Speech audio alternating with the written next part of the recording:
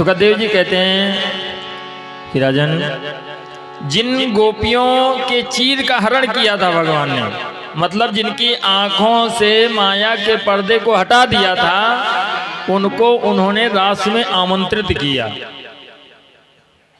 रास क्या है कि जहां शक्ति संगम और ज्ञान का प्रकाश है, बंसी बाजी श्याम की मोहे तीनों लोग, ऐसी मुरली बजी कि तीनों लोग मोहित हो गए। 3 लोगों को मोह नहीं हुआ। किसको? सती को मोह नहीं हुआ, वेद को मोह नहीं हुआ, और सर्प को मोह नहीं हुआ, शेष जी को। बाकी तीनों लोग मोहित हो गए कि जहां शक्ति संगम और ज्ञान का प्रकाश है, अरे वही महाराज प्रभु की वही महाराज है, वही महाराज प्रभु की वही महाराज है, वही महाराज प्रभु की वही महाराज है। जहाँ शक्ति संगम और ज्ञान का प्रकाश है, जहाँ शक्ति संगम और ज्ञान का प्रकाश है, वही महाराज प्रभु की वही महाराज है, वही महाराज प्रभु वही महाराज है, वही महाराज प्रभु वही महाराज। और कृष्ण एक होकर सब गोपियों के साथ है। कन्हैया अकेले लेकिन अनेक रूप में अपने रूप का विस्तार किया। कृष्ण एक होकर सब गोपियों के साथ है, वही महाराज प्रभु की वही महाराज है, वही महाराज प्रभु वही महाराज है, वही महाराज प्रभु वही महाराज। श्री राधे।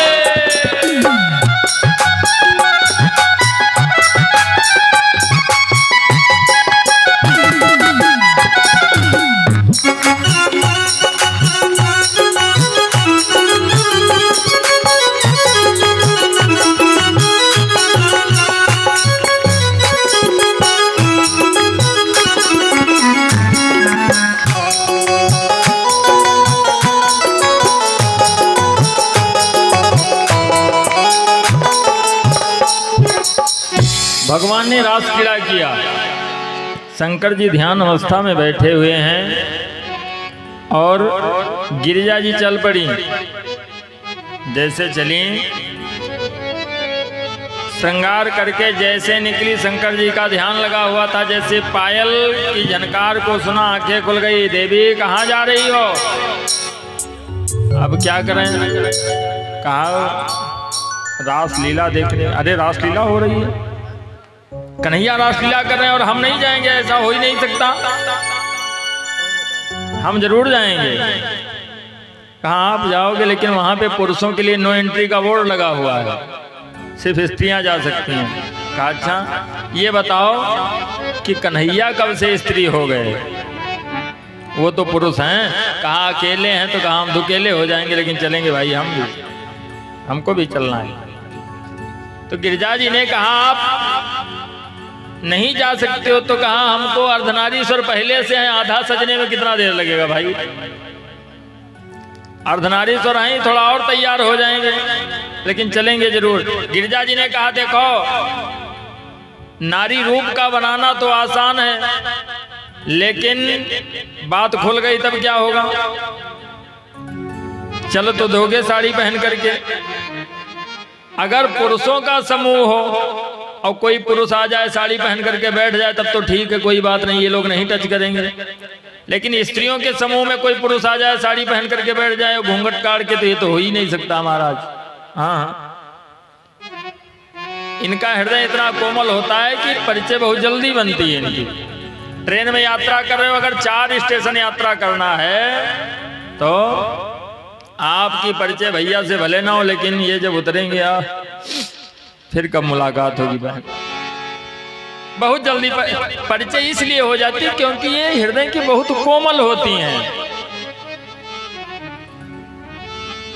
बहुत जल्दी दूसरे को अपना बना लेती हैं। दीदी हाल चाल हो जाएगा उतनी ही दूर में।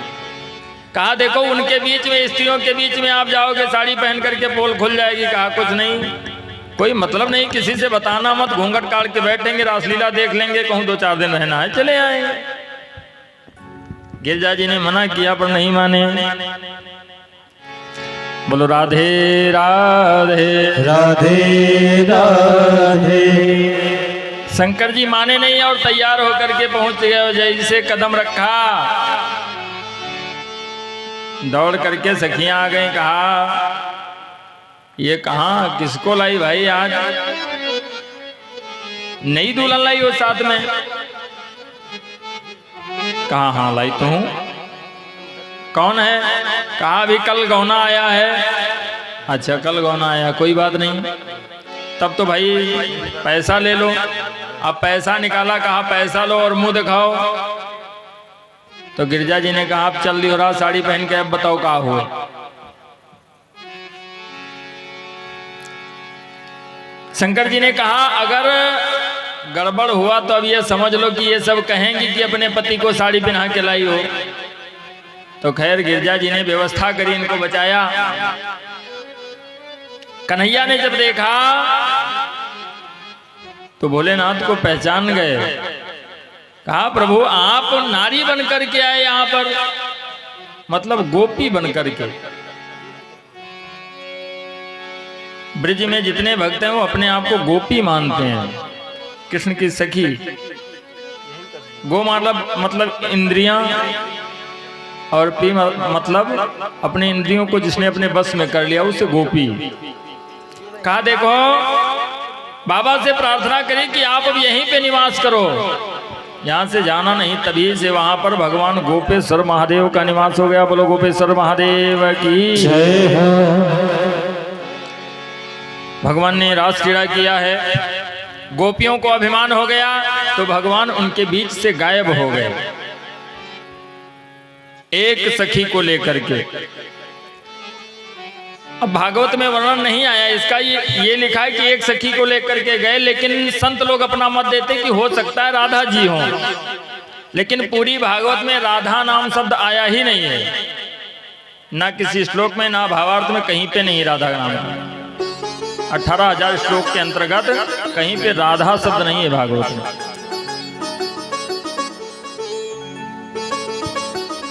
संतों का अपना मत है कि हो सकता राधा जी हों। गोपियां परेशान हो गई, रोने लगी, करुण क्रंदन करती, जिसको गोपी गीत कहा गया है। भागवत में गोपी गीत का वर्णन, जिसमें गोपियों ने अपने दर्द को बताया है रो रो करके कन्हैया से। कन्हैया अगर इस प्रकार छोड़ करके जाना ही था तो हमारे बीच में आए क्यों? उसके बाद में फिर क्या किया, गोपियां कोई कृष्ण बन जाती है, कोई यशोदा बन जाती है, कोई पूतना बन जाती। देख देख देख मैंने पूतना को मार दिया, उनकी लीलाओं का अनुकरण करती, तब भी प्रभु नहीं आए। जब देखा कि गोपी जितनी गोपियां हैं सब परेशान हैं, तो उन्होंने प्रकट होकर के सबको संतावना दिया। और इधर कंस परेशान है अपने यहाँ पर। क्यों? जितने को भेजा अभी किसी ने वापस आकर के बताया नहीं कि वो नंद का छोरा है कैसा। कोई वापस नहीं आया, जिसको भेजता भगवान मार करके आगे भेज देते हैं।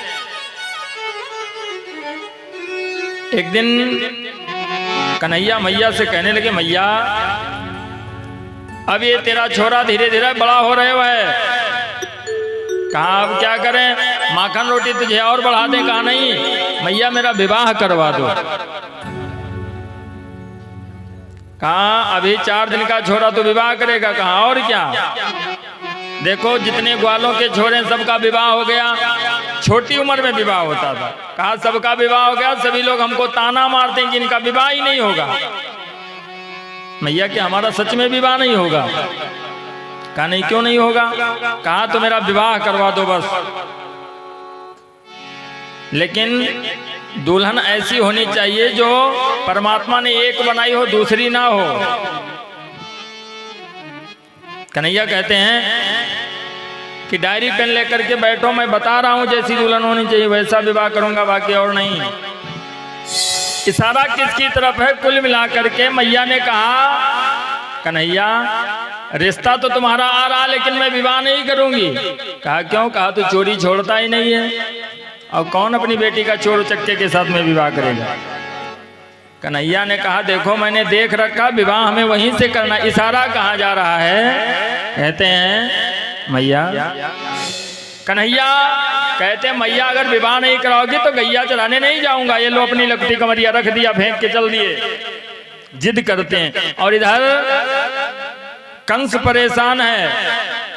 कंस ने अपनी सभा में कहा देखो तुम लोग सिर्फ खाने वाले हो, बाकी तुमसे होने वाला कुछ नहीं है। चाणूर और मुष्टिक जो थे कड़क उठे, कहा महाराज ये बात अपने मन से निकाल दीजिए। हम वो हैं आज्ञा हो जाए तो क्षण में मचा हम हलचल दें, और गोकुला क्या सारे ब्रज भर को हम क्षण में भेज रसातल दें। तो कहा जब रसातल भेज देने की क्षमता तुम्हारे अंदर तो अब तक क्या कर रहे थे, जाओ जल्दी। सेना को सजाने लगे, और जैसे सेना तैयार होने लगी नारद जी पहुंच गए। नारद जी ने कहा मथुरेश्वर ये सेना कहाँ जा रही है? गोकुला को जा रही है। किस लिए? नंद के छोरे को मारने के लिए। कहा पागल हो गए हो, तुमको पता तो है नहीं। ऐसे ही कितने मथुरावासी जा बसे हैं राजन ग्वालों में। आदेश हुआ रण का फिर से मचे भगदड़ मथुरा वालों में। ऐसे ही तुम्हारे रोज रोज के युद्ध से आधे तो चले गए हैं, और जो बचे हैं वो भी चले जाएंगे। अब तुम सोचो जब प्रजा नहीं होगी राजन तो किस पर राज कीजिएगा, और करदाता अगर नहीं होंगे तो कर किससे आप लीजिएगा।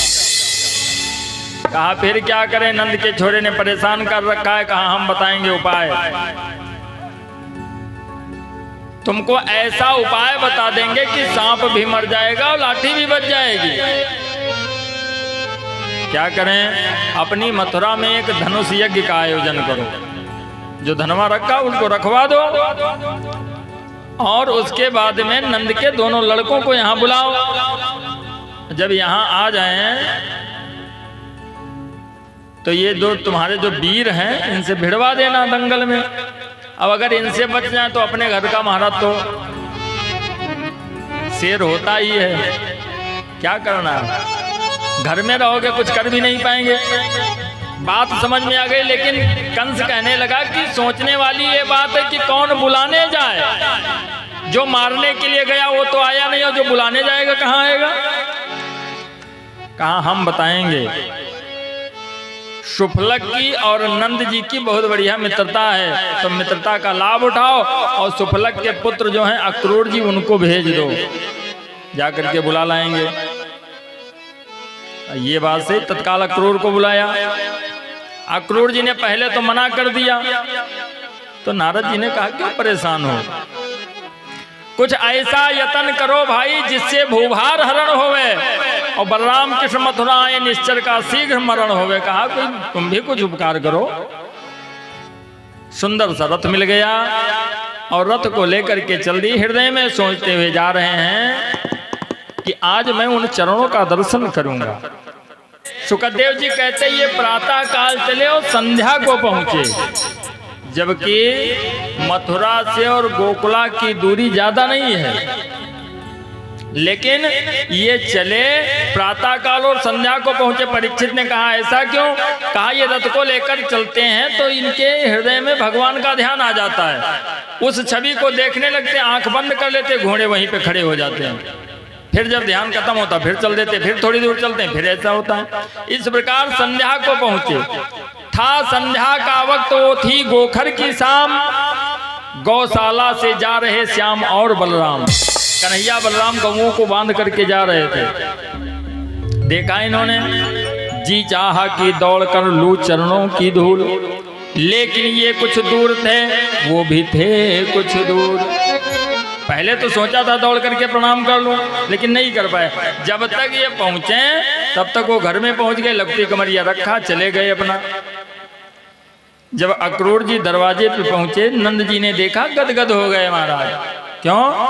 मेहमान पधारे द्वारे पर तो भाग्य हमारे सुंदर हैं, और नागरिक पधारे गांव में तो गांव नगर से बढ़कर है। बहुत प्रसन्न हुए। पहले लोग लिखाते नहीं थे अतिथि देवो भव, अतिथि हमारा भगवान। अतिथि और मेहमान में बहुत अंतर होता है। हमारा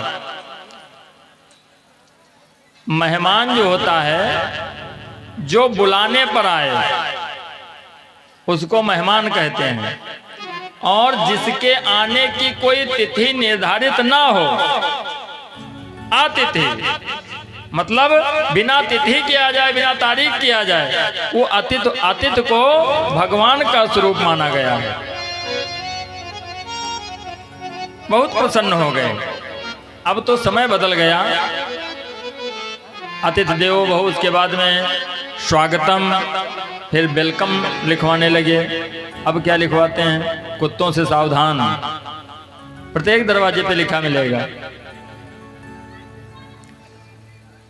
राम नाम मिले चाहे ना मिले, लेकिन ये जरूर लिखा रहेगा कुत्तों से सावधान। अतिथि हमारा भगवान ये होना चाहिए। खूब सत्कार किया। क्यों? अतिथि दरवाजे पे अगर आ जाए तो अपने सेवा में कमी ना रखो, जितना कुछ हो सके उतना करो। अब तो युग बदल गया भाई। अब तो धीरे धीरे ना तो अब वैसे मेजबान है और मेहमान भी वैसे नहीं है। पहले क्या होता था कि पहले 2-4 साल 10 साल में कहूँ 1-2 बार पहुंच गए, और अब तो पता लगा पल्ला खोलो ठाड़ रोजे मेहमान आवत। कुट्ठलुओं ने मेहमानी का पेशा यही बना डाला, और अगर जरा कहीं पे परिचय है, अड्डा है, वहीं जमा डाला। एक जोड़ कपड़ा प्रेस करवा के रखें और एक पहन लें, और उसके बाद पहुंच गए मेहमान, अतिथि बने घूम रहे हैं। और ये नहीं कि जो मिल जाए, चाहे मेहमान हो चाहे अतिथि हो, उसका भाव ये होना चाहिए कि हम गए हैं भैया के यहाँ पे, तो जो उनके यहाँ नमक रोटी उसी में मिल जाए, परिवार में मिल के रहो। लेकिन जब पहुंच गए तो ऐसा है भाई कि देखो हम ज़्यादा कुछ खाते नहीं, लेकिन दाल थोड़ा फ्राई कर देना और सब्जी थोड़ा बढ़िया बनाना, अच्छी होनी चाहिए, रोटी में घी लगा देना। बाकी हम ज़्यादा कुछ नहीं खाते, दाल में घी का प्रयोग कर रहे हैं, बाकी ज़्यादा और कुछ खाते वाते नहीं है। अगर पनीर की सब्जी मिल जाए तो ज़्यादा अच्छा, बाकी और हम कुछ नहीं खाते हैं। और थोड़ा चावल बढ़िया बनाना, और ज़्यादा हम कुछ खाते वाते नहीं, व्यवस्था ठीक ठाक अपने देख लेना अपने हिसाब से। बाकी ज़्यादा हमारा डाइजेशन डिस्टर्ब है तो हम नहीं खाते। महाराज ये नहीं है, अब स्पेशल व्यवस्था होनी चाहिए उनके लिए।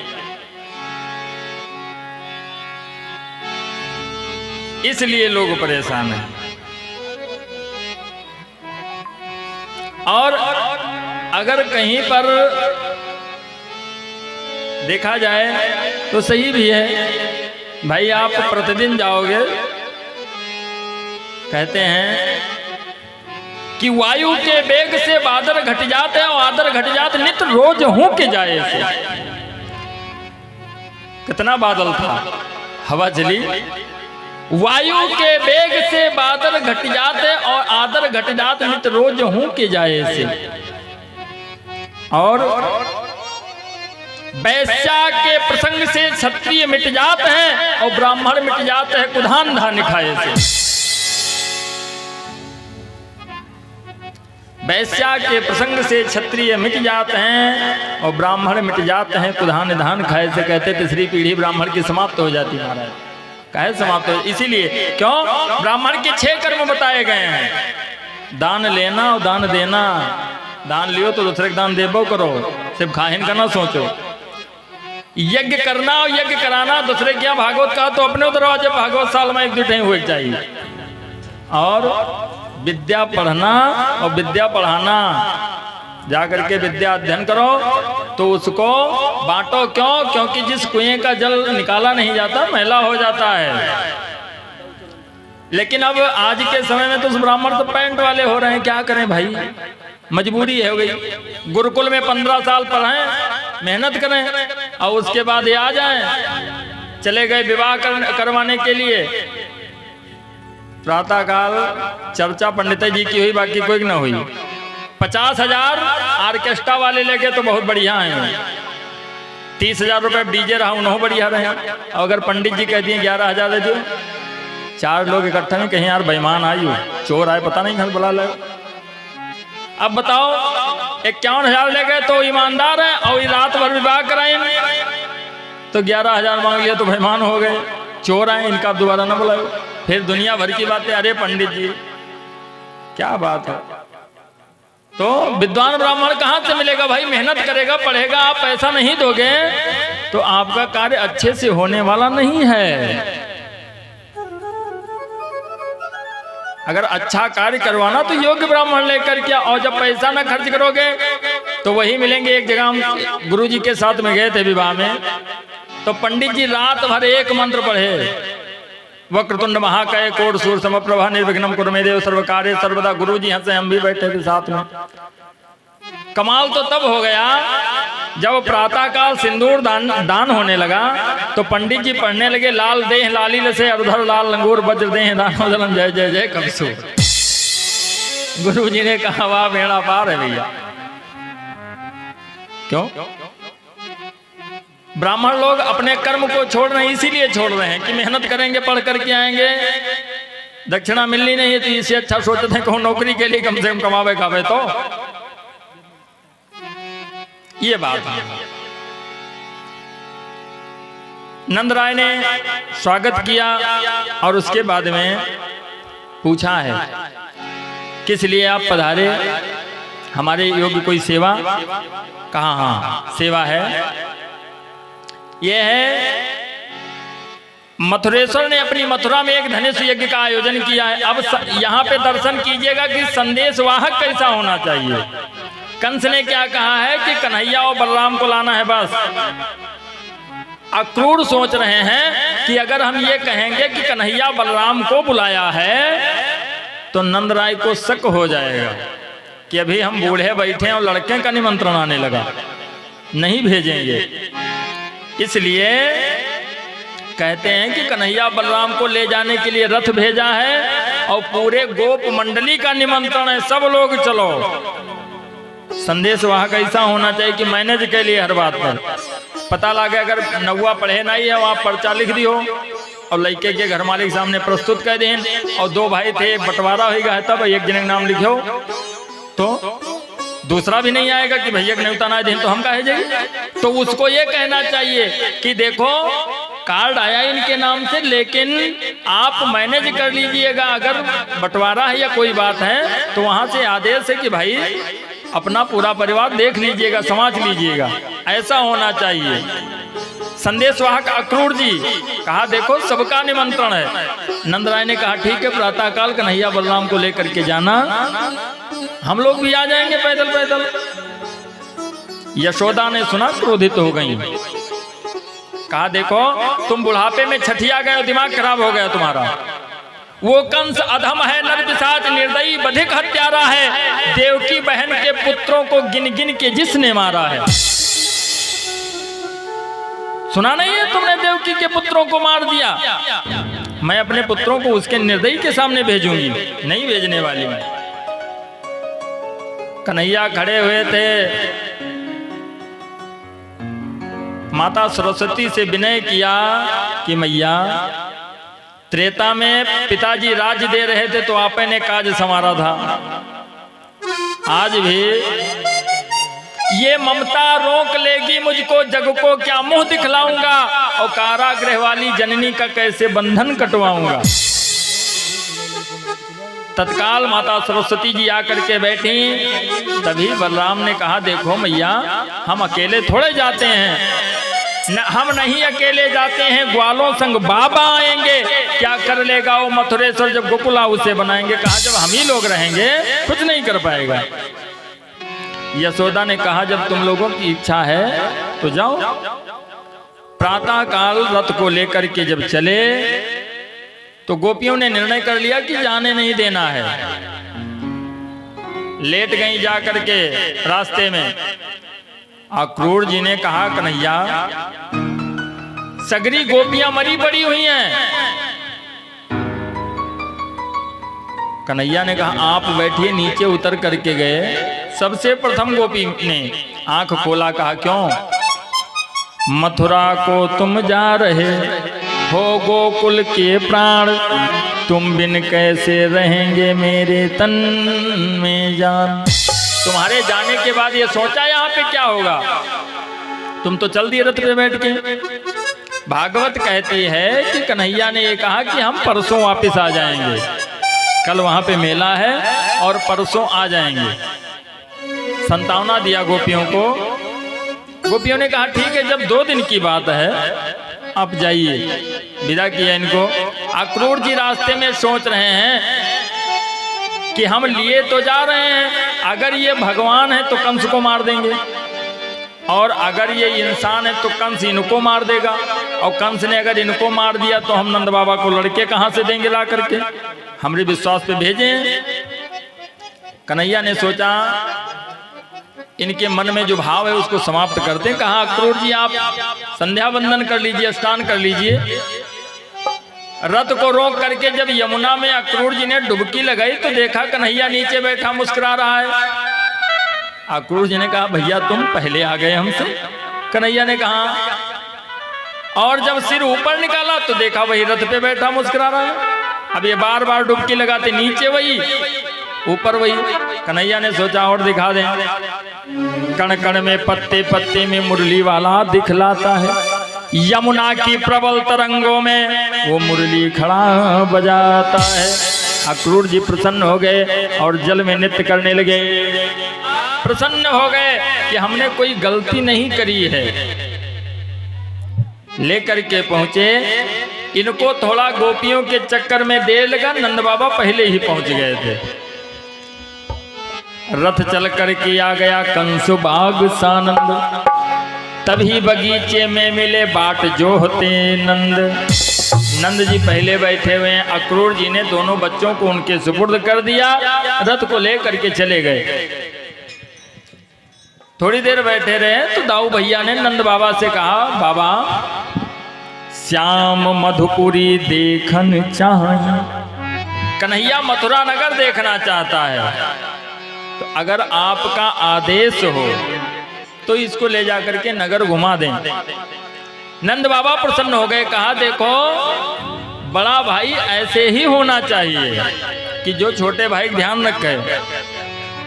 ऐसा नहीं कि बतलाक बड़काऊ होटल पे समोसा खा रहे हैं, छुटकवा पहुंच गया तो कहें तुम कहाँ आई हो, हैं घर का चलो जल्दी, घर में नहीं देखते हो, यहाँ चल देते हो पीछे पीछे हमारे। ऐसे नहीं होना चाहिए।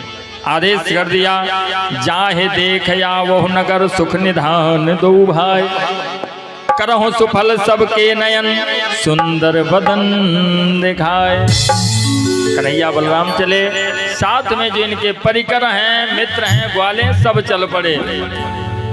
सभी सखियां प्रसन्न हैं। छज्जों छत्तों चौबारों पर नारी मंडल दर्शाता है। बलराम श्याम जित जाते हैं उत फूल गिराया जाता है, पुष्पों की वर्षा करते हैं। सभी प्रसन्न हैं। सखियां कहती हैं कि आज हमारे भाग्य धन्य हो गए कि हमारे यहाँ पर कन्हैया और बलराम इस नगर में अपना पदार्पण किए हैं। कन्हैया बलराम मथुरा नगर का दर्शन करते हैं। आगे को बढ़े, सामने से एक रजक भैया आ रहे हैं, धोबी भैया, सिर पे अपने कपड़ों का गट्ठर रखे हैं। अब वहां ननिहाल में गए हैं। कहा मामा जी। धोबी ने कहा क्या बात है। कहा इस गट्ठर में कहा है। कहा इसमें भोजराज के कपड़े हैं। तो कहा भैया 2-4 हमारे ग्वालों को भी दे दो। कहा अच्छा ये मुंह और मसूर की दाल, ये राजा के कपड़े और तुम जैसे ग्वाल गंवारों के लिए। कन्हैया ने कहा मामा जी हम तो अच्छे से कह रहे हो, आप उल्टा सीधा बोल रहे हो। कहा हम राजा के कपड़े नहीं देंगे, तुम जैसे ग्वाल गंवार कपड़े के लायक नहीं है। कन्हैया ने कहा मामा आप बार बार मत बोलो। आगे को बढ़े और एक थप्पड़ मार दिया तो उसका सिर उखड़ करके अलग गिर गया। महाराज रजक को समाप्त किया। जितना कपड़ा था सब ले करके दे दिया ग्वालों को। अब सब पहन लिए तो झाड़ू लगाते चल दिए। किसी के साइज का तो था नहीं, बड़ा बड़ा कपड़ा, अब पहने झाड़ू लगाते हुए जा रहे हैं। दर्जी भैया खड़े हुए देख रहे थे, हंसने लगे। कन्हैया ने कहा मामा जी आप कौन हैं। कहा हम दर्जी हैं। कहा हंस क्यों रहे हो। कहा ये बड़े बड़े कपड़े पहने। तो कहा भैया इसको सही कर दो। तो दर्जी ने बढ़िया फिट कर दिया कपड़ा। तो दर्जी को आशीर्वाद दिया, कहा जाओ आने वाले समय में 1000 के कपड़ा तो 5000 सियाई हुई तो आज। उसको आशीर्वाद दे दिया। आगे को बढ़े, सुदामा नाम के माली मिले हैं, भगवान का इंतजार करते थे जैसे सबरी इंतजार करती थी। वो भी नित्य फूलों की माला बनाते थे कि जब आएंगे तो माला पहनाएंगे उनको। पुष्पहार भेंट किया तो भगवान ने माली को आशीर्वाद दिया कि जाओ तुम्हारे घर का रखा हुआ फूल कभी बासी नहीं होगा, हम हमेशा स्वीकार करेंगे। बोलो राधे राधे राधे राधे। भगवान आगे को बढ़े तो सामने से एक त्रिबक्रा नाम की दासी आई। टेढ़ी एक ऊबर निकला हुआ है, 20 वर्ष की उम्र है, कुबर निकला हुआ, हाथ में कटोरी में अंगराग लिए हुए है। कन्हैया ने पुकारा, ए लड़की। तो जैसे महाराज लोहे चुंबक की तरफ लोहा खींचता है वैसे खींची हुई आ गई। बताइए ये कटोरी में कहा है? अंगराग है लगाने के लिए, किसे? भोजराज को लगाने के लिए। मेरे नहीं लगाएगी? अरे आप तो मथुरा के मेहमान, आपको क्यों नहीं लगाऊंगी? खड़ी हो गई लेकिन लगाने का प्रयास कर रही, मस्तक तक हाथ नहीं पहुंच रहा है, टेढ़ी है। दाऊ भैया कहने लगे, देखो विधाता कितना बड़ा अन्यायी है, अन्याय करता है। इतना सुंदर रूप दे दिया और उसके बाद में इतना बड़ा कुबर दे दिया है। कन्हैया कहते, दाऊ भैया इसको पहचानो, ये तो तुम्हारी पुरानी जान पहचान वाली है। ग्वालों ने कहा भैया ये बात भी है। दाऊ ने कहा पता नहीं क्या उल्टा सीधा बका करता है। कन्हैया कहते हैं पहचानो, कौन है ये? रावण की भगनी प्यारी है, रावण की भगनी प्यारी है, ये सुपर्णखा बेचारी है, ये सुपर्णखा बेचारी है। कहा ये रावण की बहन सुपर्णखा है। ममहित परिवार नसाया था, ममहित परिवार नसाया था, मेरे लिए अपने पूरे परिवार का विनाश करवा दिया, लेकिन फिर भी नहीं मौको पाया था, फिर भी मौको नहीं पाया था। कहा मेरे लिए परिवार का विनाश करवाया और फिर भी जब नहीं पा सकी तो शंकर का भारी तप कीना, शंकर का भारी तप कीना, तब शंकर ने इसे वर दीना, तब शंकर ने इसे वर दीना। शंकर जी की तपस्या करी। शंकर जी से कहा ये बताओ कि हमने पूरा परिवार विनाश करवा दिया तब भी नहीं मिले हमको, कब मिलेंगे? तो भोलेनाथ ने कहा द्वापर में मिलेंगे। कहा पहचानोगे कैसे?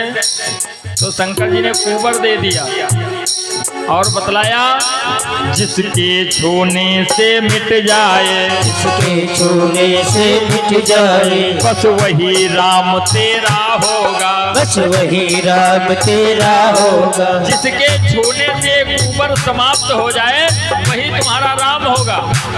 दाऊ ने कहा तब काहे देर कर रहे हो?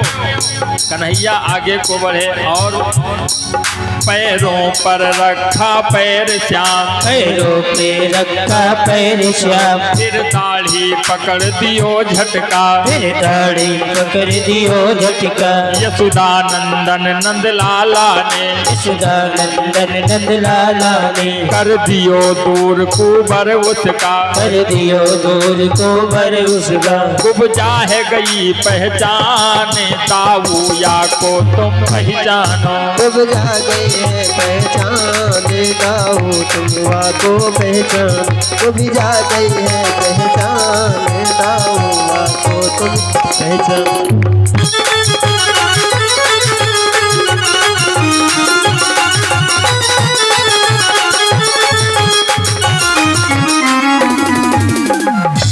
कन्हैया पैरों पे पैर रखे और दाढ़ी पकड़ करके झटका दे दिए, कुबर समाप्त हो गया। बोलो राधे राधे राधे राधे। कुब्जा ने फेंटा पकड़ लिया, कहा अब नहीं जाने देंगे। क्यों? एक युग पहले, एक युग व्यतीत हो गया, आपके इंतजार में त्रेता की बात और द्वापर आ गया है, अब जाने नहीं दूंगी। कन्हैया ने कहा देखो तुम्हारे मधुबन में आएंगे, लेकिन पहले जो कार्य करने के लिए आए वो कार्य करना है। कुब्जा को समझाया, चली गई और रात्रिकालीन वेला में वहीं पे विश्राम किए। प्रातःकाल ग्वालों के संग में गए मखशाला की ओर, धनुष यज्ञ देखन गए प्यारे नंद किशोर। ग्वालों के संग में धनुष यज्ञ देखने के लिए गए जहाँ पे धनवा रखा था। प्रहरी खड़े थे। कन्हैया ने कहा भैया इसको छू सकते हैं, उठा सकते हैं इसको। हंसने लगा जो वहां पे था, अरे ये उठाएगा धनुष। देखते देखते जैसे करता गज कोई है गन्ने का खंड, जैसे कोई हाथी गन्ना तोड़ता है, तोड़ा है घनश्याम ने वो कोदंड प्रचंड। धनुष को तोड़ा और धनवा टूटा। जिस घड़ी शब्द हुआ घनघोर, खतरे का बाजा बजा सदर द्वार की ओर।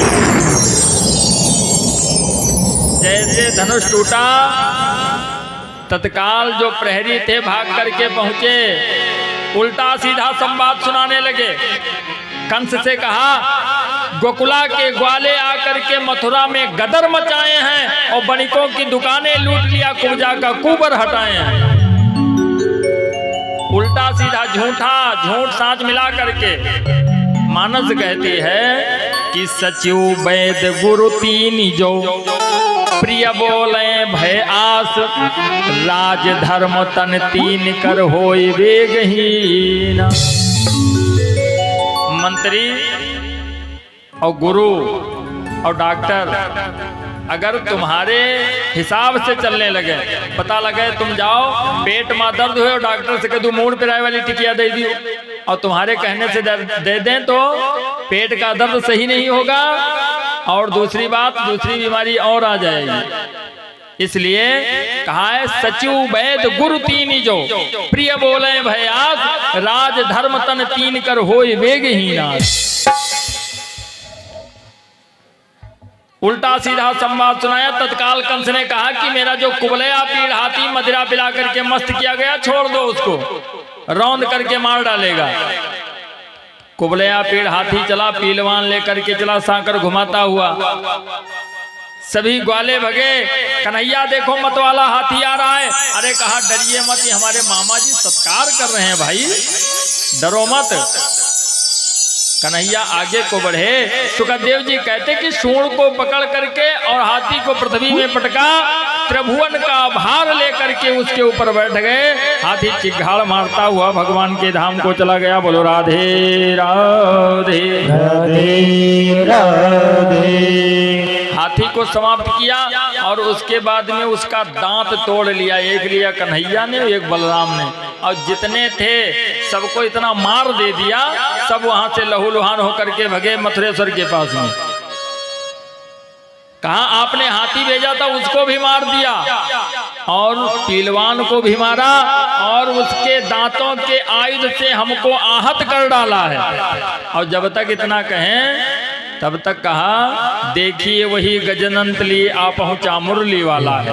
कन्हैया पहुंच गए। हंसते हंसते सभा में प्रकट हुए भगवंत, इस ब्रज सुत की ओर से नजराना गजदंत। कहा हमारे बाबा जी आपके लिए दूध दही माखन लाए, हमारे तरफ से हाथी का दांत सरप्राइज है आपके लिए, लो रखो।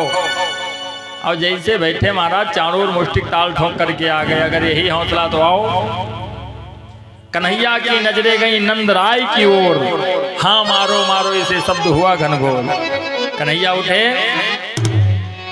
चाणूर से जा करके भिड़ गए और एक बार में घुमा करके इसे पटक दिया कि नमो नारायण हो गया। बोलो राधे राधे राधे राधे। मुष्टिक आ गया। कन्हैया सोच रहे थे इसको भी मार दूं, तो दाऊ भैया ने कहा भैया एक आधे को हम भी मारेंगे कि तुम ही मारते रहोगे। तो कहा भैया आप ही मार दो। अब इनका युद्ध नहीं चला। मुष्टिक मूर्छित हो गया। खा मुष्टिक की मारे एक मुक्का मार दिन में गिरेगा फट दे तुरंत। मुष्टिक मूर्छित हो गया। खा मुष्टिक की मार और बीच अखाड़े में गिरा, दोनों टांग पसार। चाणूर मुष्टिक को समाप्त किया। कंस उठ करके खड़ा हो गया। आगे को बढ़ो मेरे वीरों। कहा आगे बढ़ो, तो कोई नहीं आगे बढ़ा। सोचते हैं कि जे आगे बढ़ा था टीका ही आगे बढ़ा दिया था तो कहाँ करी मर के। जे राजा हुई तीके साथ रहे कोनो मतलब नहीं है, सबने छोड़ दिया अंत समय में। इसीलिए कहते हैं कि सब पे भरोसा नहीं करना चाहिए महाराज। नहीं पता लगा जब आपके ऊपर मुसीबत आई तो साथ छोड़ करके भगे। कहते हैं कंस का सबने मौके पे साथ छोड़ दिया, कोई आगे नहीं बढ़ा, कन्हैया आगे को बढ़े, पहुंच गए सिंहासन पे और उसके मुकुट को, जो यदुकुल का मुकुट था, उतार करके अलग रख दिया। फिर आहिस्ता से कहा पकड़ दुष्ट के बाल, और मामा मैं हूं भांजा मत समझो गोपाल। कुछ याद है तुमने जननी की मेरे क्या दशा बनाई थी, पहले खींचा था बाल पकड़ फिर उस पर खड़ग उठाई थी। उन बालों का बदला तुझसे लेता है बाल देवकी का, और पहले नवबाणी थी मामा अष्टम लाल देवकी का। कहा अब देखो सामने। यह कहकर घनश्याम ने पटका असुर तुरंत, सीने पर है चढ़ गए त्रिभुवनपति भगवंत। कंस को सिंहासन से नीचे पटक दिया और सीने पे चढ़ के बैठ गए। कहा मामा जी अब जा रहे हो, टिकट कट गया तुम्हारा। कंस ने कहा जा तो रहे लेकिन हमारी विजय हो गई, हार गए तुम। ग्वाले खड़े थे, कहा या देखो रस्सी जल गई, ऐठन अभी बाकी है। नीचे पड़ा है, कह रहा विजय हमारी हो गई। कंस ने कहा हाँ मेरी विजय हो गई, मैं खुश किस्मत हूं, मेरे घर जगपति बनकर मेहमान आया। मेरे जैसा किस्मत वाला कौन होगा कि हमारे घर में भगवान मेहमान बनकर के आए। मैं खुश किस्मत हूं, मेरे घर जगपति बनकर मेहमान आया, और प्यासा ना कुएं के पास गया, प्यासे के पास कुआं आया।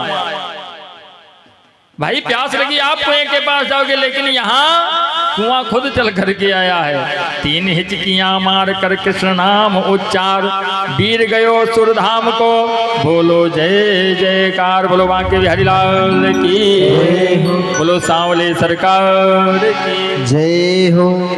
कंस को समाप्त किया।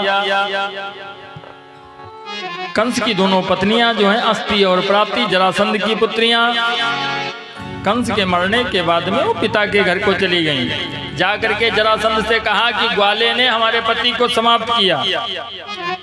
जरासंध समझ गया, तत्काल बुद्धिमान था, सोचा कि जिस कंस ने 12 वर्ष की उम्र में हमको पराजित किया था तो उसको मारने वाला कोई साधारण नहीं होगा।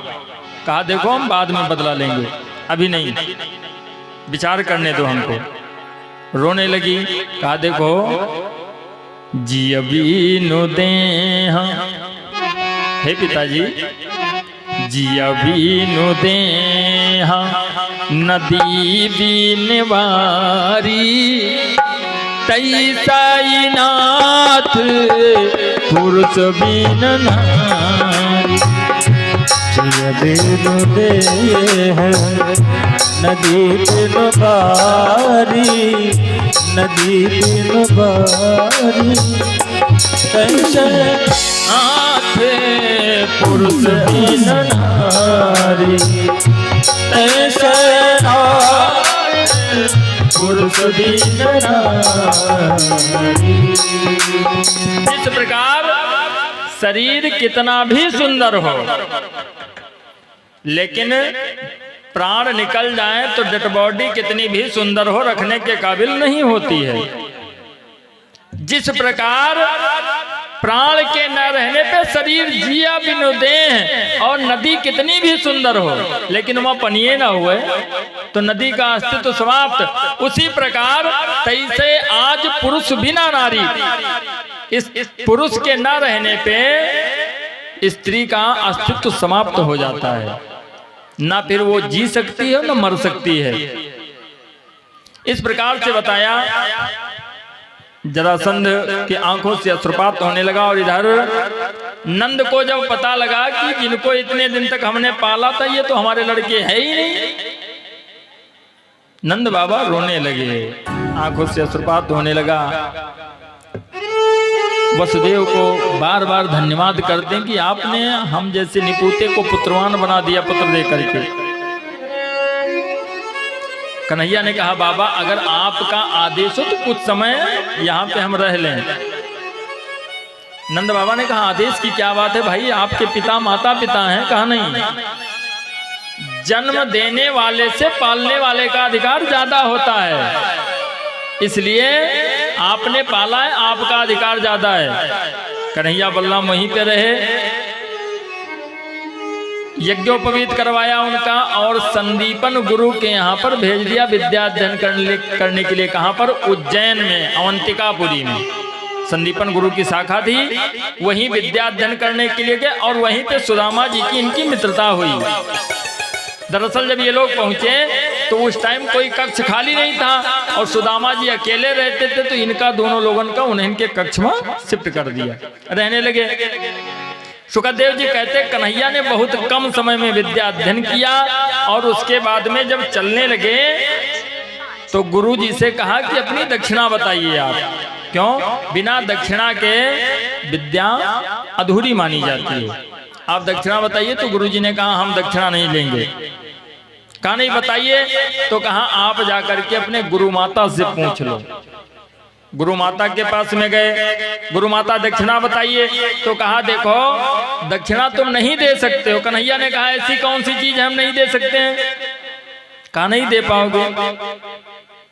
कहा आप मांगिए। तो कहा देखो अगर देना है तो आज के 5 साल पहले मकर संक्रांति के पर्व पर हम और तुम्हारे गुरुजी और हमारा एक पुत्र था जिसका नाम था पुनर्दत्त, हम तीनों गए थे स्नान करने के लिए और हमारा बेटा उसी समुद्र में चला गया। जब तक तुम यहाँ पे रहे तो मुझे बेटे की कमी नहीं महसूस हुई। अब तुम जा रहे हो तो मेरा बेटा ला करके मुझे वापस दे दो।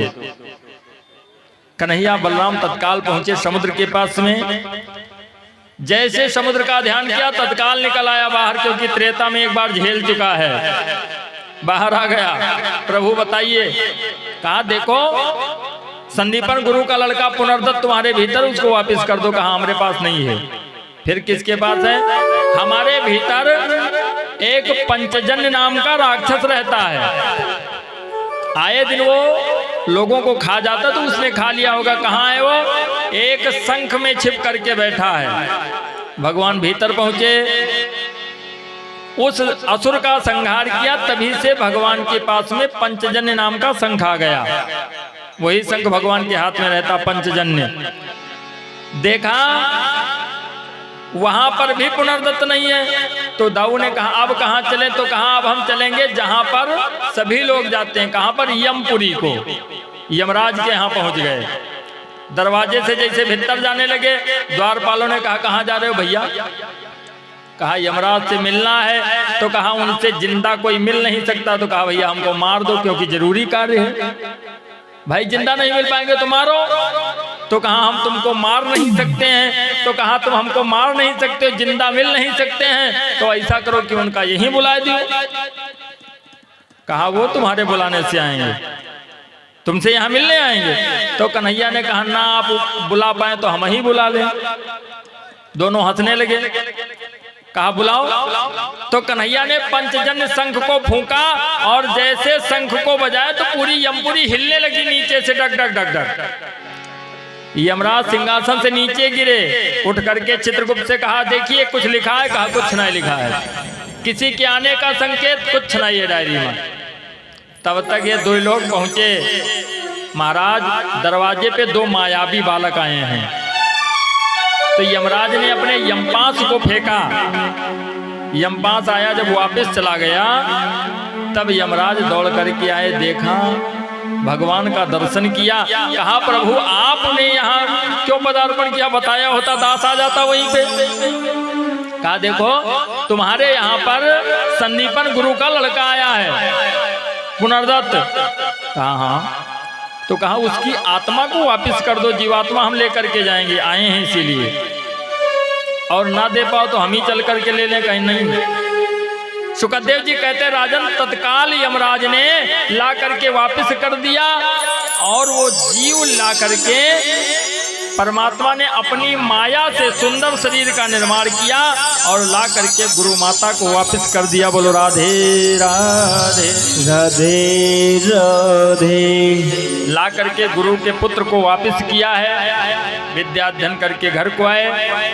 सुखदेव जी कहते कि कन्हैया 14 वर्ष तक रहे हैं मथुरा में, लेकिन गोकुला को वापस नहीं गए। कह के तो आए थे कि वापस आ जाएंगे, लेकिन वापस नहीं गए। इतने समय में जरासंध ने 17 बार आक्रमण किया और 17 बार उसकी हार हुई। 17 बार आक्रमण किया, 17 बार हार हुई। एक दिन इनके जो प्रिय सखा हैं उद्धव जी, उन्होंने देखा कि रात में ये बैठे हुए रो रहे हैं। कहा क्या हुआ, क्यों रो रहे हो? कहा देखो हमें गोकुला की याद आ रही है, वहां पे मेरी गैया रोती होंगी, मैया रोती होंगी। तो कन्हैया ने अपना पीताम्बर दे दिया, रथ दे दिया, उद्धव जी को भेजा कि तुम चले जाओ वृंदावन को, जा करके वहां पे गोपी ग्वालों का कुछ हाल ले लो। उद्धव जी जो हैं वो संस्कृत के बहुत बड़े विद्वान हैं। सोच रहे हैं कि हम वहां कैसे बात करेंगे, वहां के गोपियां जो हैं ग्वाले वो गंवार हैं। सुखदेव जी कहते जब ये वृंदावन में पहुंचे तो इनका पीताम्बर फंस करके फट गया। गोकुला में पहुंचे, पूछा कि नंद जी का घर कौन सा है? तो ग्वालों ने कहा कि ये जो नाली आपको दिखाई पड़ रही है बहती हुई, ये नंद के ही घर से बह रही है, वहीं पे चले जाओ। कहा ये कोई साधारण नाली नहीं है, ये नाली वो है जो गौएं रो रही हैं और नंद यशोदा रो रहे हैं, वो ग्वाले और गोपियां रो, उनके आंसुओं से ये नाली बह रही है। जैसे इतना सुना, इनका जितना ज्ञान था हमारा सब समाप्त हो गया। पहुंच गए, देखा माता यशोदा पालने को पकड़ करके बैठी हैं और डोरी खींच रही, रो रही हैं। नंद बाबा से जा करके मिले, हाल बताया। उसके बाद में जब गोपियों से मिले तो गोपियों ने कहा कि उद्धव जी, इसको कहा गया उद्धव गोपी संवाद। गुस्से में आकर के गोपियों ने कहा कि ये बताओ कन्हैया कहाँ है? जैसे डांट करके कहा, उद्धव जी कांपने लगे हैं। वो बात क्यों पूछ रही है जो बताने के काबिल नहीं है? क्या बताएं हम? आप आ नहीं रहे थे। और सुखदेव जी कहते जब आ गए तो गोपियों की ऐसी विरह दशा देखी कि 6 महीने तक वापस ही नहीं गए। उद्धव जी 6 महीने तक वृंदावन में ही रहे। 6 महीने के बाद में जब ये लौटे तो गोपियों ने इनको ढेर सारा दूध, दही, माखन इत्यादि दिया कि ले जाकर के मेरे कन्हैया को दे देना। जैसे ये पहुंचे, कन्हैया दौड़ करके आए, इनसे लिपट गए, रोने लगे कि मेरे भक्तों के चरणों की धूल तुम्हारे शरीर में लगी है, अगर मेरे हृदय में लग जाएगी तो मेरे मन को थोड़ा ठंडक मिल जाएगी। ये भाव है भक्त और भगवान का। उद्धव ने कहा जब इतना प्रेम है तो क्यों नहीं चले जाते हो? कहा नहीं। गए क्यों नहीं? कन्हैया सोचते हैं कि जरासंध को अभी पता नहीं है कि इनका कुछ रिलेशन गोकुला से, अगर हम वहां चले गए तो मथुरा वालों को परेशान करेगा, और अगर मथुरा में रहे तो गोकुला वालों को परेशान करेगा। इसलिए महाराज वापस नहीं गए वहां पर। 14 वर्षों तक रहे और उसके बाद में 18वीं बार में जरासंध काल यवन को लेकर के आ गया। यवन सम्राट जो म्लेच्छ देश का राजा था, उसको वरदान प्राप्त है कि तू किसी भी अस्त्र शस्त्र से मारा नहीं जाएगा। कन्हैया ने दाऊ भैया से कहा देखो आज युद्ध नहीं करना है। कहा आज हमको रण छोड़ करके भागना है। तो दाऊ ने कहा नाक कटा दियो यदुवंश के, और कहा बचा है। पूरी बात बताया। जैसे यवन सम्राट पहुंचा, भाई ये रण छोड़ करके भाग खड़े हुए, तब से इनका एक नाम और हो गया रणछोड़। बोलो रणछोड़ भगवान की जय। भाग करके कहाँ पहुंचे? मुचकुंद जी के पास में। मुचकुंद को वरदान प्राप्त है कि तुमको सोते वक्त जो जगा देगा तुम देख लोगे वो जल करके समाप्त हो जाएगा। मुचकुंदी देवासुर संग्राम में गए थे युद्ध करने के लिए। वहां से जब आने लगे वापस तो सबने कहा कि देखो पृथ्वी पे जाने से कोई मतलब नहीं है। कहा क्यों नहीं जाएंगे? तो ये जहां सोते इनको जगा देते हैं सब। शंकर जी ने अपने तीसरे नेत्र की अग्नि दे दिया कि जो तुमको जगाएगा देखो कि जल करके नष्ट हो जाएगा। कन्हैया पहुंचे, मुचकुंद को पीतांबर उड़ा दिया और छिप गए। और यौन सम्राट पहुंचा, बहुत जोर से चरणों का प्रहार किया, अरे ग्वाले यहाँ सोने के लिए आया है। और जैसे ये उठ करके बैठे, देखा वो जल करके समाप्त हो गया। बोलो राधे राधे राधे राधे। मुचकुंद को अपना धाम प्रदान किया है और उसके बाद में वहां से छोड़ करके चले आए। विश्वकर्मा को बुला करके सुंदर नगर का निर्माण करवाया, जिसका नाम हुआ द्वारिका। और खुद जब द्वारिकाधीश के पद पे नियुक्त हुए तब इनका नाम हो गया द्वारिकाधीश। बोलो द्वारिकाधीश भगवान की जय हो। इंद्रदेव प्रसन्न हैं। भगवान द्वारिकाधीश के पद पे नियुक्त हुए। अब इस कथा को यहाँ पे छोड़ करके हम लोग चलते हैं विदर्भ देश को। विदर्भ देश के अंतर्गत एक राज्य आता है कुंडिनपुर, जहाँ के राजा हैं भीष्मक।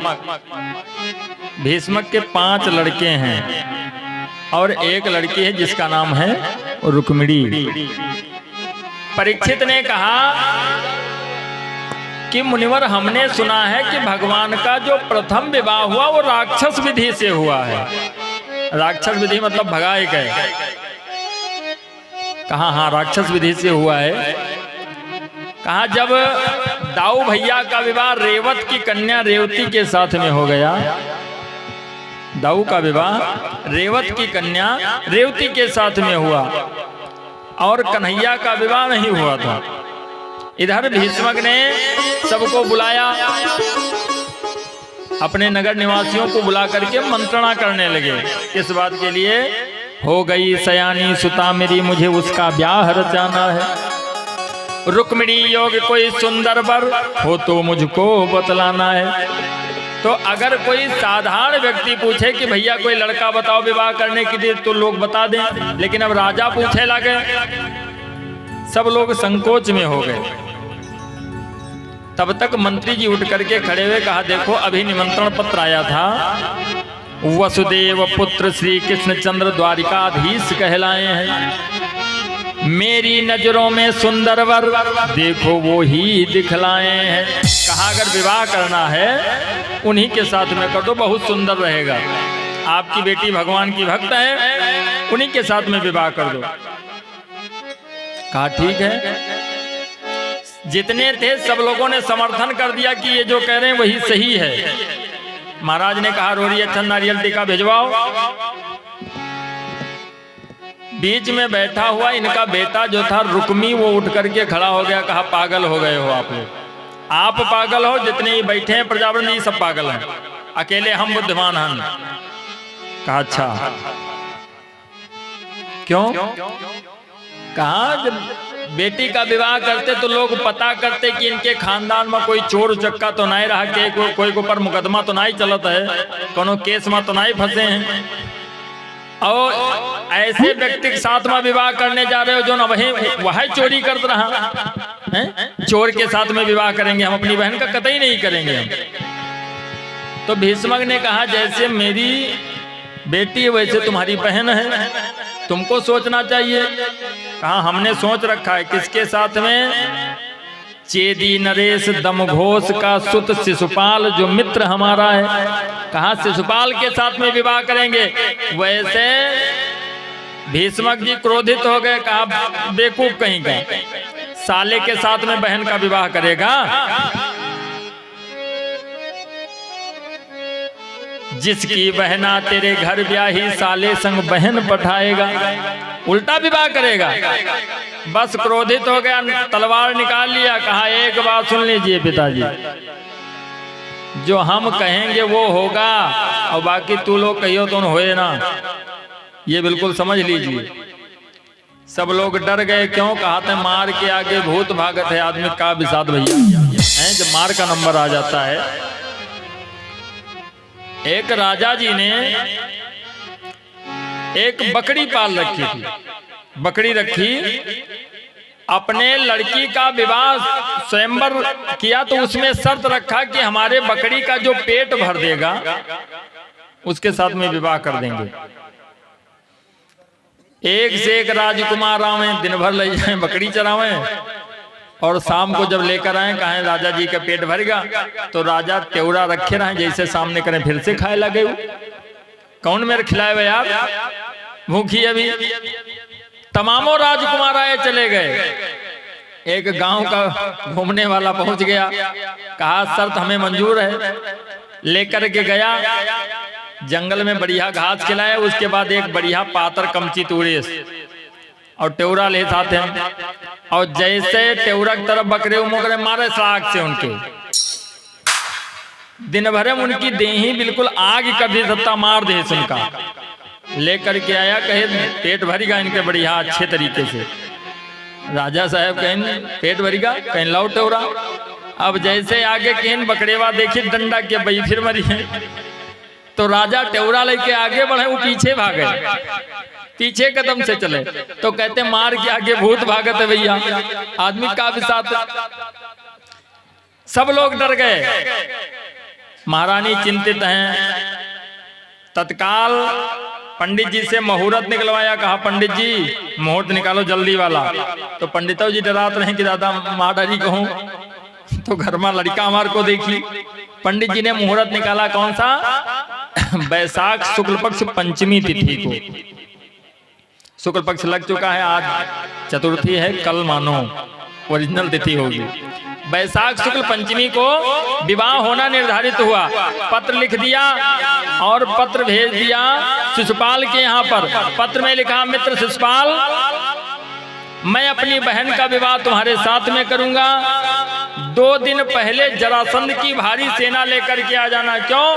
हो सकता है वो ग्वाला आकर के बीच में गड़बड़ करे, और भगवान कहते जो इच्छा करी हो मन माही, राम कृपा कछ दुर्लभ नहीं। पत्र भेज दिया, और इधर रुक्मिणी जी चिंतित बैठी हुई हैं। तभी इनके कानों में आवाज गई कि दरवाजे पे कोई ब्राह्मण आया है जो भगवान का भजन कर रहा है। भज राधे गोविंदा मन भजले हरि का प्यारा नाम है। भज राधे गोविंदा मन भजले हरि का प्यारा नाम है। गोपाला हरि का प्यारा नाम है। नंदलाला हरि का प्यारा नाम है। राधे गोविंदा मन भजले हरि का प्यारा नाम है। जय नंदलाला जय गोपाला, नंदलाला जय गोपाला, जय नंदलाला जय गोपाला, जय नंदलाला जय गोपाला। भज राधे गोविंदा गोविंदा राधे गोविंदा मन भजले हरि का प्यारा नाम है। भज राधे गोविंदा मन भजले हरि का प्यारा नाम है। रुक्मिणी जी ने ब्राह्मण देवता को घर में बुलाया तत्काल। कहा पंडित जी ये बताओ कि द्वारिकाधीश को जानते हो? कहा हम तो नित्य जाते हैं। एक पत्र लिखा और पत्र पंडित जी को दे दिया। कहा ब्राह्मण देवता आपको ध्यान न है, ये जरूरी पत्र है। जब पंडित जी चलने लगे तो रुक्मिणी जी कहती हैं कि जब द्वारिका को जाना ये खत मेरा दिखाना, श्री कृष्ण को बतलाना, बोलो याद रखोगे या भूल जाओगे, बोलो याद रखोगे या भूल जाओगे, बोलो याद रखोगे या भूल जाओगे। जब द्वारिका को जाना ये खत मेरा दिखाना, श्री कृष्ण को बतलाना, बोलो याद रखोगे या भूल जाओगे, बोलो बोलो याद रखोगे या भूल जाओगे, बोलो बोलो याद रखोगे या भूल जाओगे।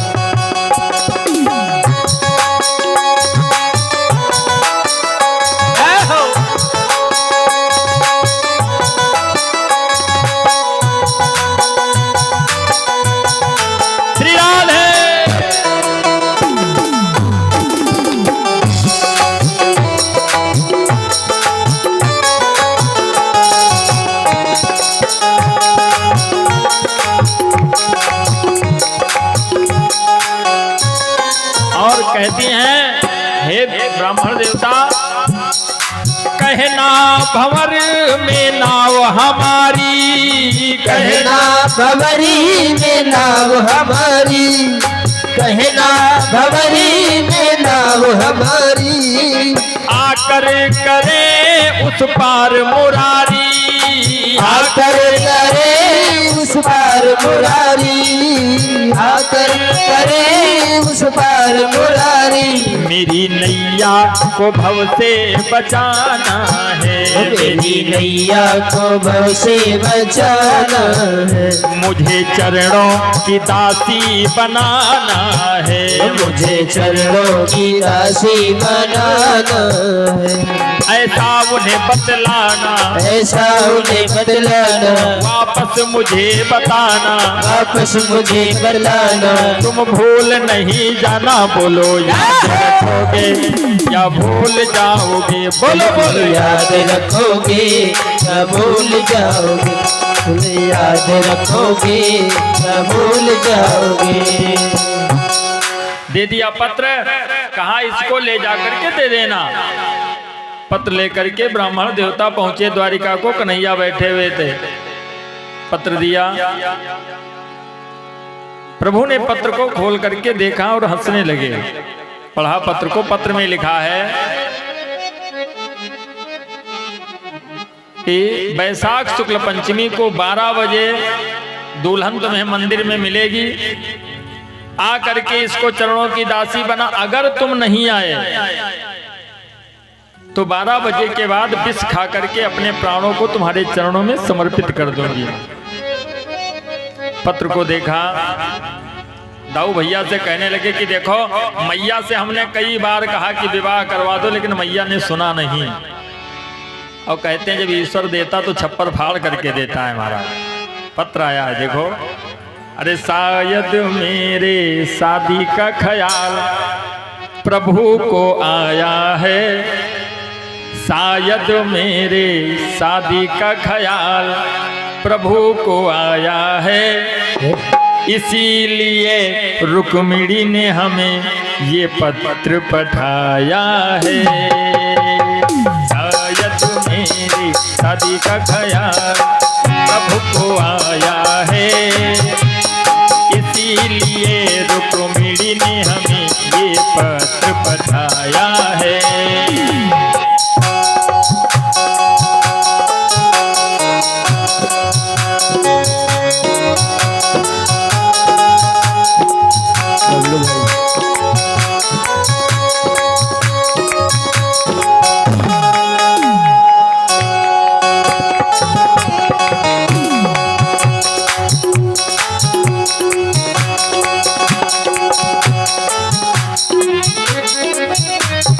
और पत्र में लिखा है, शुक्ल पंचमी 12 बजे मंदिर पे आ जाना।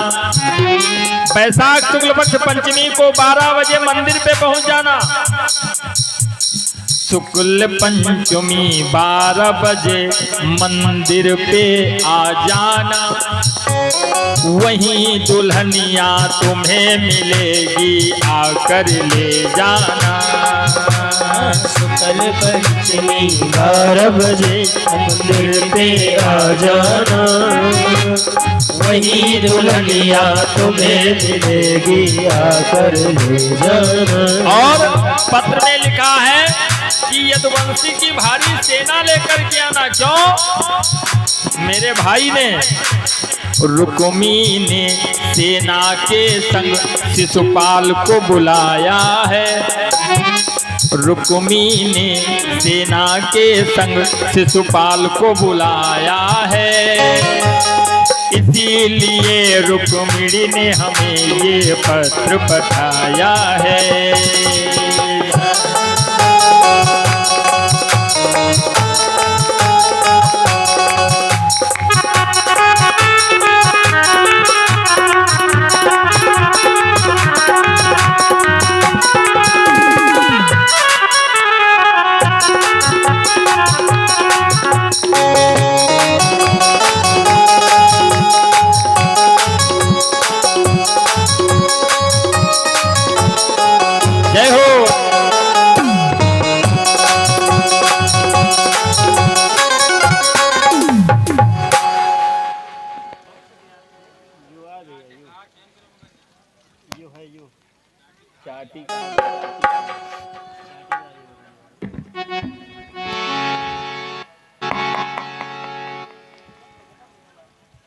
जय हो जय हो।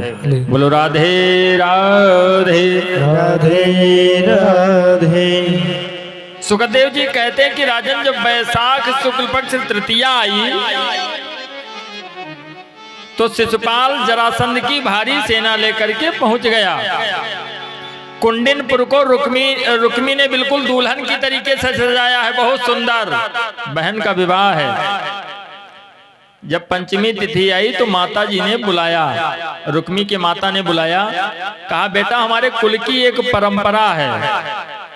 कौन सी परंपरा है? कि मंडप के पहले कन्याएं देवी पूजन को जाती हैं।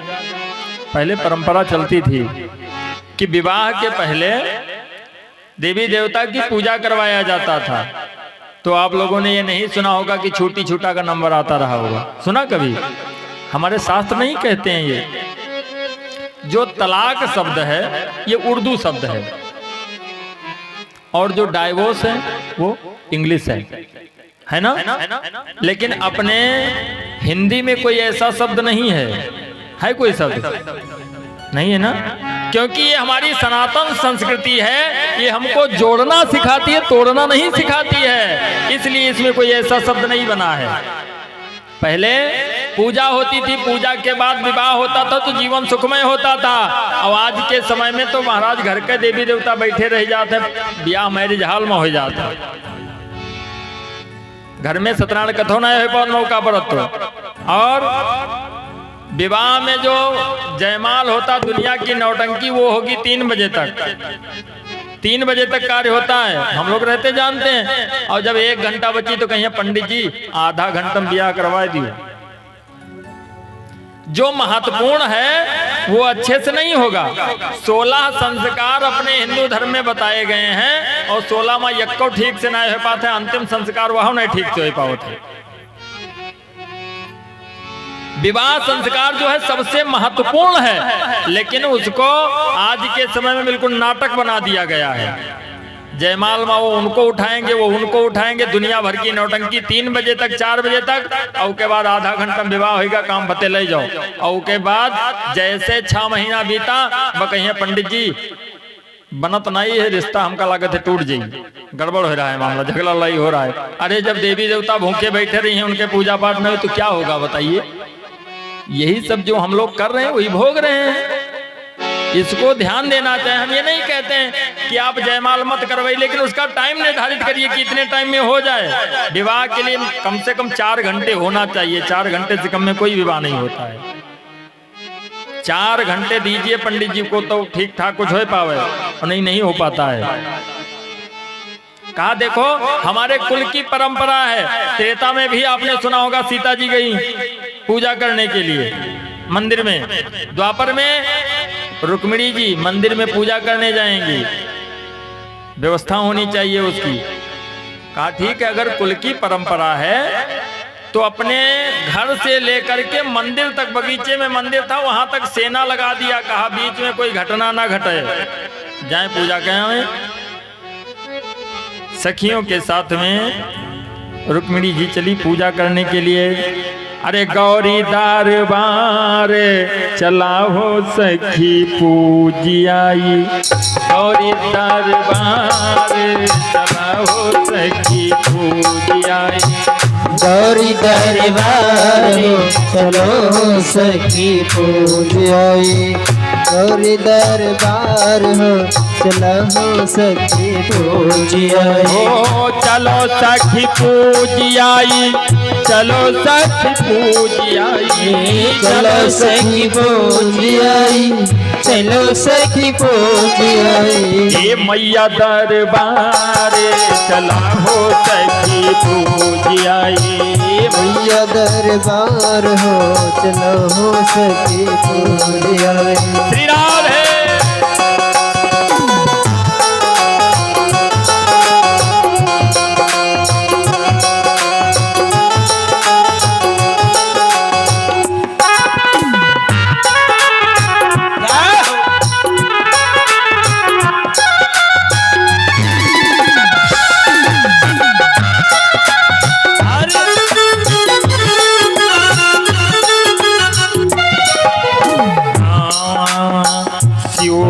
पूजन करबे सब सखी हिल मिले शिव के पूजन करबे सब सखी हिल मिले शिव के पूजन करबे सब सखी हिल मिले ओ मैया जी के करबे आज मैया जी के करबे आज ओ गौरा जी के करबे आज गौरा जी के करबे आज सलाहो सिंगारे चला हो सखी पूजियाई गौरी दरबार हो चलो सखी पूजियाई गौरी दरबार हो चलो सखी पूजियाई चलो सखी पूजियाई चलो सखी पूजियाई चलो सखी पूजियाई चलो सखी पूजियाई गौरी दरबार हो चलो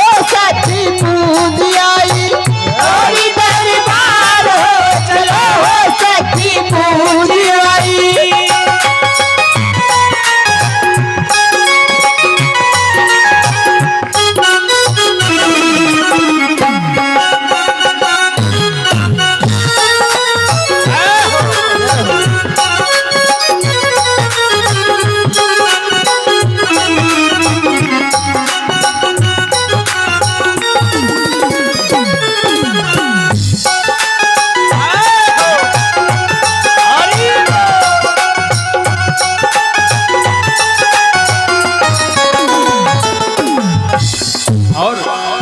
मैया पहुंच गई भवन में पूजा की अधिक अनुराग पूजा की अधिक अनुराग पूजा की अधिक अनुराग निज अनुरूप सुभग बर मांगा निज अनुरूप सुभग बर मांगा निज अनुरूप सुभग बर मांगा ओ मैया जी के बोले सब मैया जी के बोले सब गौरा जी के बोले सब गौरा जी से बोले सब सखी जयकारे चलाओ सखी पूजियाई गौरी दरबार हो चलो सखी पूजियाई गौरी दरबार हो चलो सखी पूजियाई चलो सखी पूजियाई चलो सखी पूजियाई चलो सखी पूजियाई चलो सखी पूजियाई गौरी दरबार चलो सखी पूजियाई गौरी दरबार हो चलो सखी पूजियाई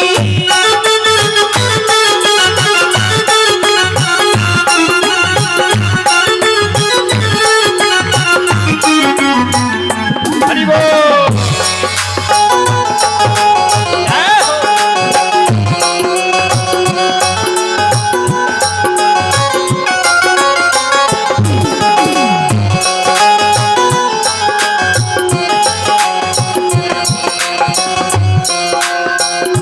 जय जय गिरी बरे राग किशोरी माता जय जय जय कर राज किशोरी माता जय महेश मोख चंद चकोरी माता जय महेश मोख चंद चकोरी माता ओ मैया जी के बोले सब मैया जी के बोले सब देवी जी के बोले सब देवी जी के बोले सब सखी जयकारे चलाओ सखी पूजियाई गौरी दरबार चलो सखी पूजियाई गौरी दरबार हो चलो सखी पूजियाई चलो सखी पूजियाई चलो सखी पूजियाई चलो सखी पूजियाई चलो सखी पूजियाई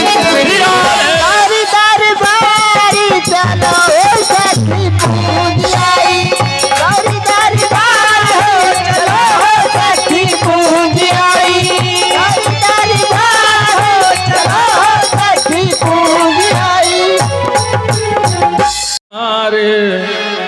चला हो सखी पूजी आई। माँ के चरणों में पहुंच करके विनय किया। माँ ने आशीर्वाद दिया, मन में जो तुमने ध्यान किया है जिसका वो तुम्हें प्राप्त होगा। आशीर्वाद प्राप्त हुआ। ध्यान करती हैं बैठ करके। इधर कन्हैया चले, दाऊ भैया को भेज दिया कि तुम जाओ कुंडनपुर, और वो रथ को लेकर के मंदिर पे पहुंच गए। बैठी हुई ध्यान करती है माँ, मेरे कार्य को पूरा करना। जब कन्हैया पहुंचे तो सखियों ने देखा और कहा, बहन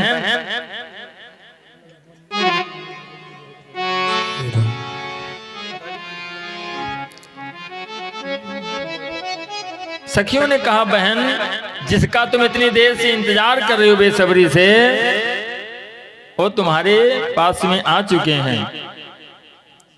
देखा, देख करके उस सांवली सलोनी मूर्ति को अपने हृदय में कैद कर लिया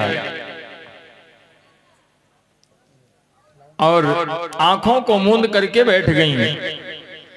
कन्हैया ने आगे बढ़ करके कहा, देखो यहां रुकना नहीं है, और हाथ को पकड़ा। रुक्मिणी जी खड़ी होकर के अपलक देखने लगी, और कन्हैया ने हाथ पकड़ करके खींचा और रथ पे बिठाया और मंदिर से उनका हरण कर लिया। बोलो राधे राधे राधे राधे। रुक्मिणी का हरण किया और जोर से शंख की ध्वनि किया, और जैसे शंख की आवाज रुक्मिणी के कान में पड़ी, तत्काल कहा, मित्र शिशुपाल मंदिर पे गड़बड़ हो गया। भाग करके पहुंचा तो देखा मंदिर खाली पड़ा हुआ है, सखियां सब खड़ी हैं, दुल्हन है ही नहीं। कहा, तुम लोगों से तो बाद में बात करेंगे। तत्काल चल पड़ा। कन्हैया को देखा, कहा, ए ग्वाले रुक। कन्हैया रुक गए। कन्हैया रुक गए। कहा, भैया आ जाओ। पहुंचा, जितने अस्त्र शस्त्र को चलाया कन्हैया ने सब काट दिया। तो कहा, तू मायावी बनता है, हमसे नीचे आकर के मल्ल युद्ध कर। तो कुश्ती होने लगी दोनों की। कन्हैया ने पकड़ा और तलवार से उसका मुंडा छीलने लगे। दाऊ भैया पहुंच गए। कहा, भैया रिश्तेदार है यार, अभी से सर मुंडा कर दोगे। कहा, फिर क्या करें। चक्र का आवाहन किया। कहा, इसका सिर काट देंगे। रुक्मिणी आकर के पैरों में गिर गई। कैसा भी भाई हो, लेकिन बहन अपने सामने उसकी मृत्यु नहीं देख सकती है। कहा, क्या करें, छोड़ दें। कहा, छोड़ो ना, इसको पकड़ ले चलो। कहाँ ले चले। कहा, ले चलो, लावा डालना पड़ेगा ना, भाई की जरूरत पड़ेगी। सुखदेव जी कहते लेकर के चले आए और दूसरा मुहूर्त निकलवाया। 7 दिन बाद में बैसाख शुक्ल पक्ष द्वादशी तिथि को विवाह होना सुनिश्चित हुआ। सभी ने प्रेम से पूरी द्वारिकापुरी को सजाया है। प्रसन्नता से देवता सभी भगवान कन्हैया का श्रृंगार करते हैं। देवियां सब रुक्मिणी को सजाती हैं। बहुत प्रसन्न है। पूज्य श्री द्वारा गाई गई सभी भजनों एवं कथाओं को श्रवण करने हेतु हमारे चैनल युवा संस्कृति को सब्सक्राइब कर इसके सहभागी बने। सादर जय सिया राम।